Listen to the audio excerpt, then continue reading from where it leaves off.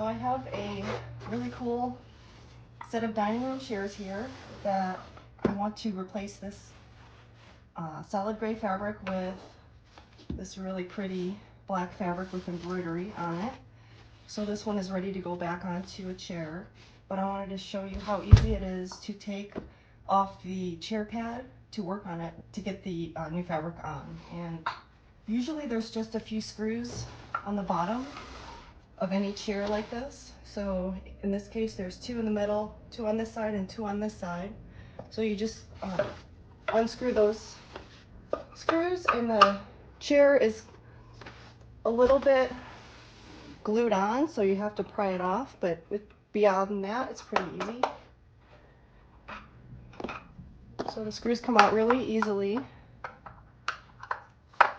can use a drill if you want, but these are not screwed in too deep for obvious reasons, otherwise you would be poking your behind.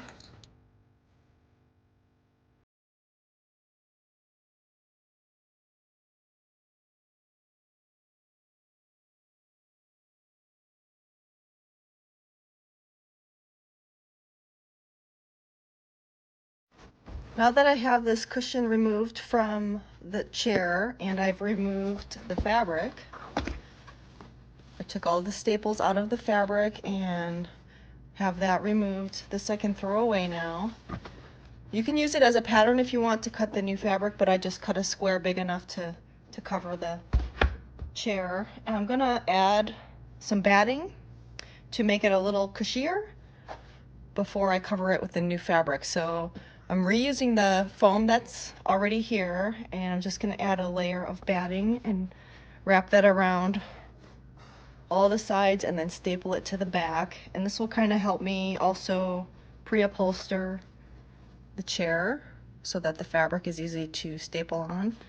So I'm gonna do that now, and it'll be a little bit noisy, but I'm just gonna staple all the way around the chair with this batting.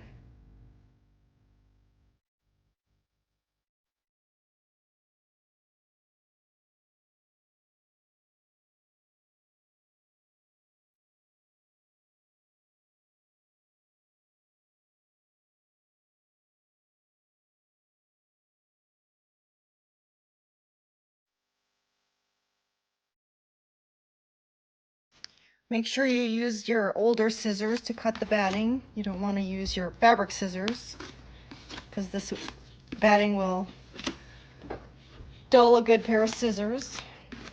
And you can see also on this backing of that what came on the chair, I didn't take it off completely. I just pinned it all into the center so it's out of my way for now. And then once I'm done with the new fabric, I will put it back the way it was. Okay, so now we have the batting all situated and onto the good fabric. So I have a square piece of fabric here that I know is big enough to cover the sides, top and bottom, and all the way around.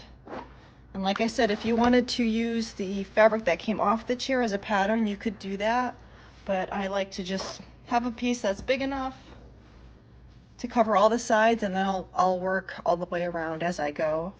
And since this has a pattern, I'm going to make sure that the center motif is right in the middle of the chair. And I've already done a couple of these, so I'm going to try to mimic the parts of the fabric in certain spots. Like this line right here is going to reach around this side, and then the same spot on the other side right here is going to reach around that side. And then this diamond at the top is going to fold around the top, and then the same diamond at the bottom is going to fold around right there. So I'm just going to do my best to eyeball and make sure that all of those parts are centered. And good thing is, as I go, if I see that I'm off anywhere, I will just take out a few staples and correct my error, move the fabric over and check it again, and eventually I'll have it all centered.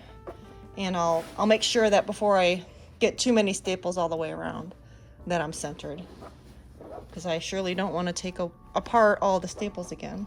So just a quick check of having both of these markings centered, and then the top and bottom.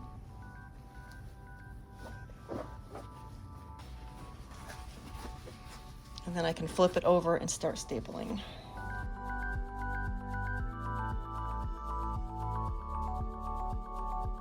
So see, I just did a couple staples on each side, and I'm checking to see if I think that looks good. And then I'll move to the top and bottom.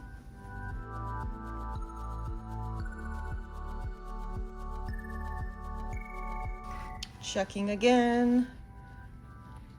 And I'm happy with how that looks. So now, pretty much I'm just going to go to each corner and work opposite corners, and then just fill in the gaps all the way around from there. And I'm gonna pull out the slack as I go. I space my staples in between the staples that are already there, then all that extra fabric gets worked in. And don't go too far into finishing one area before you go to the opposite side of the chair and get that also secure. So it's looking like I'm getting all of the slack pulled out, all the tension. This triangle is right where I wanted it. This is good. Same thing with this triangle and this side. So I'm happy with how this is looking, and now we're gonna fill in the staples wherever there's loose fabric, and that will get rid of some of the bubbles that you see here.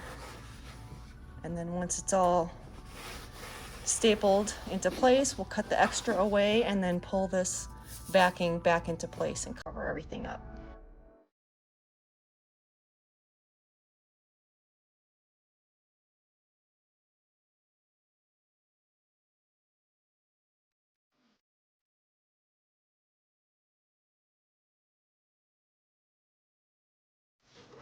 Let's see how we're doing. This whole top edge looks nice and smooth now from the top side and the side. Very pretty. So I'm just gonna continue to fill in these gaps here so that everything looks just like it does right here. And by the way, if you are not using a pneumatic staple gun like this that's connected to a hose, connected to a compressor, this job would be a lot harder. These are the staples I'm using. They're quarter inch tall, 3/8 inch crown. Sometimes I use 3/8 inch by 3/8 inch. And in this case, this is sufficient. And if I ever want to recover this fabric again, it's easier to take out shorter staples. So that's why I'm using these. Plus it's strong enough for sure. So I don't want to overkill the staples on this, but definitely you want to have a pneumatic staple gun to make your life easier and avoid blisters on the hands from using a manual staple gun. Wow, that looks good. So now I'm gonna cut all this off and then peel this back into place and staple around the edges. And then all I have to do is staple it back to the chair.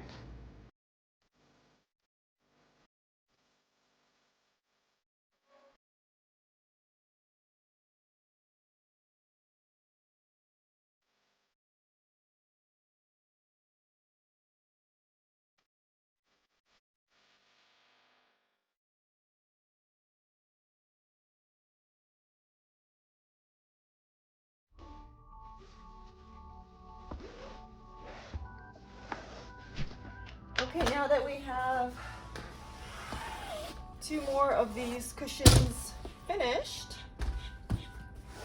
it's time to put them back onto their bases. So I'm gonna flip this over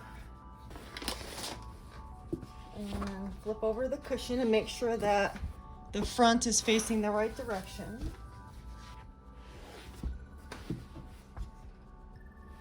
Okay, the parts that are still stuck on this base look like they match up to this one. So I'm going to line up the holes can tell where they line up pretty easily. And then just screw it back in.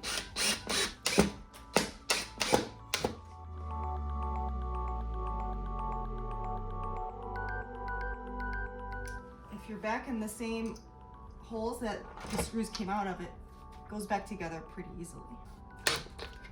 That's good. Let's see how it looks.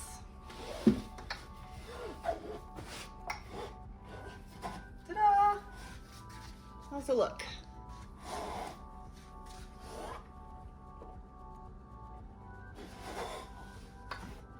Still's finished on the bottom. Looks like it came that way, huh? So now I suppose I should finish this last one and take out all those staples and get this one covered.